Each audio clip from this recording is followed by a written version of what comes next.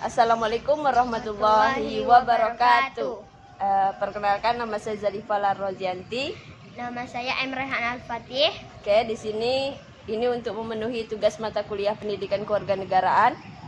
Di sini saya akan menjelaskan tentang bela negara. Nah, Rehan tahu nggak apa itu bela negara? Tidak. Nah, jadi bela negara itu adalah tekad, sikap atau perilaku yang dilakukan secara teratur dan menyeluruh, disertai dengan kecintaan terhadap negara kesatuan Republik Indonesia. Bayangkan sebagai warga negara Indonesia nih, Indonesia tuh pernah berjuang dalam memperebutkan kemerdekaan. Pahlawan kita telah mengorbankan harta, tahta, dan nyawanya. Tugas kita sekarang hanyalah mengisi kemerdekaan itu. Bagaimana Indonesia ini tetap terjaga kemerdekaannya. Salah satunya itu tadi, kita harus membela negara kita, baik terhadap ancaman, gangguan, hambatan, dan yang lainnya. Oke? Rehan tahu nggak dasar hukum bela negara itu apa? Tidak. Nah, jadi dasar hukum bela negara itu ada dua. Yang pertama, pada pasal 27 ayat 3. Bunyinya tuh kayak gini, Han. Setiap warga negara berhak dan wajib ikut serta dalam upaya pembelaan negara. Jadi kan Rehan ini sebagai warga negara Indonesia kan, Rehan itu wajib dalam ikut serta membela negara. Rehan itu kan sebagai masyarakat, nah itu dalam bagian pendukung. Jadi intinya kalau ada ketidakamanan di lingkungan Rehanlah yang bergerak. Contoh aja dalam keluarga. Nah, selanjutnya ada pasal 30 ayat 1 Undang-Undang 1945, bunyinya kayak gini. Oke, pasal berapa? Pasal 30 ayat 1. Oke.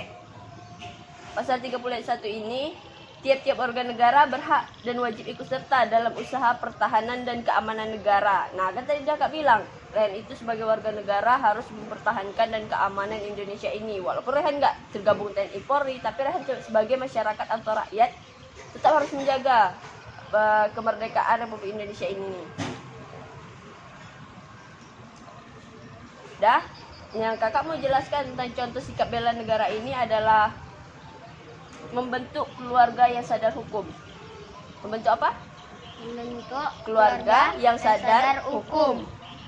Nah, kenapa kita penting untuk sadar hukum? Yang pertama, kita harus tahu tentang peraturan. Apa itu peraturan? Peraturan merupakan pedoman agar manusia hidup tertib dan teratur. Rehan bayangkan kalau hidup Rehan tidak ada aturan. Pasti Rehan nggak tahu mau ngapain, sewenang-wenangnya lah. Sama kayak Indonesia, jika tidak ada yang diatur, tidak ada yang mengatur, pasti akan kacau.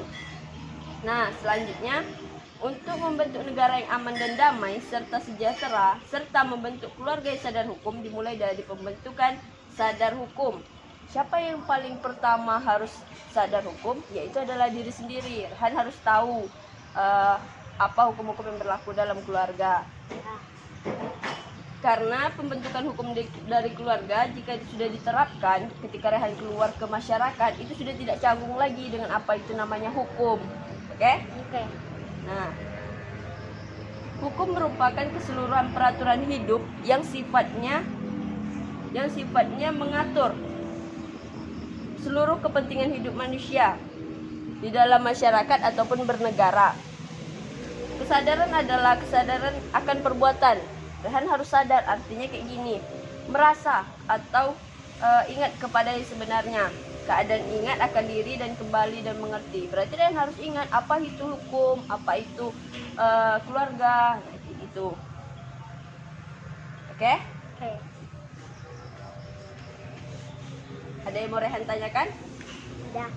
Kak, tapi kalau misalnya Rehan melanggar peraturan tentang keluarga Rehan, apa yang Rehan lakukan? Oke, nih teman-teman, Rehan ini bertanya kan? Apa tadi pertanyaannya? Coba bilang lagi.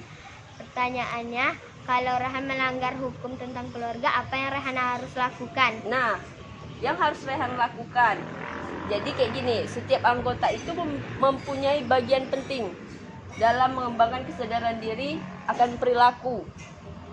Yang pertama, kita harus senantiasa menjaga nama baik keluarga, baik di luar lingkungan, baik Rehan di sekolah, di masyarakat. Rehan harus menjaga nama baik keluarga. Itu tugas semuanya, baik kakak, abang, dan yang lainnya.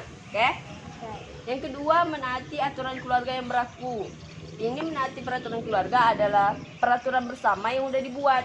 Misalnya mama bilang tidak boleh pulang dari jam 10 malam. Nah, itu kan aturan, berarti Rehan harus ikuti. Tidak boleh pulang dari jam 10 malam.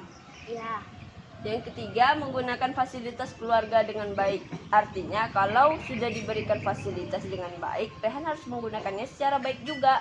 Jangan disia-siakan. Contohnya, udah dibeliin buku, Rehan nggak baca. Nah, itu kan menyia-nyiakan fasilitas keluarga. Nah, jadi lebih baik kalau Rehan beli buku itu dibaca. Oke? Ya, oke. Yang keempat, mendengarkan nasihat orang tua. Nah, Rehan juga harus mendengarkan nasihat orang tua. Orang tua itu bukan cuma mama, itu ada kakak, ada abang. Itu Rehan harus dengarkan juga. Rehan sebagai adik yang paling kecil, Rehan harus dengarkan semua nasihat-nasihat orang tua yang ada di rumah ini. Oke? Oke. Yang kelima, menghormati semua anggota keluarga. Siapa aja yang harus Rehan hormati? Mama, Coba bilang. mama, kakak, abang, Kak Puja. kakak Puja, dan orang tua Rehan, nenek, kakek juga. Ya, berarti Rehan harus menghormati semua anggota keluarga yang ada di rumah Rehan. Ya. Nah, jadi pendidikan hukum itu hakikatnya merupakan proses kesadaran diri setiap peserta didik. Contohnya baik Rehan ataupun saya pada tataran awal terhadap fungsi dasarnya sebagai anggota masyarakat, yaitu penting dalam mengerti apa itu hukum dan yang lainnya. Jadi setiap anggota keluarga itu wajib untuk sadar hukum, karena ketika dari keluarga saja sudah membentuk keluarga yang sadar hukum, maka ketika terjun ke lapangan itu sudah tidak asing lagi atau tidak canggung lagi dengan apa itu hukum. Untuk sadar hukum dalam keluarga, menjalankan dan melaksanakan segala peraturan dalam keluarga itu berlaku di lingkungan keluarga. Karena jika keluarga sudah menerapkan hukum yang baik, maka akan menciptakan keluarga yang damai, sejahtera, dan harmonis. Oke? Paham, Rehan? Paham. Oke. Sekian dari saya, itu aja yang mungkin dapat saya sampaikan. Ada yang mau Rehan tanyakan lagi? Tidak. Tidak. Oke, kami pamit dulu. Assalamualaikum warahmatullahi wabarakatuh.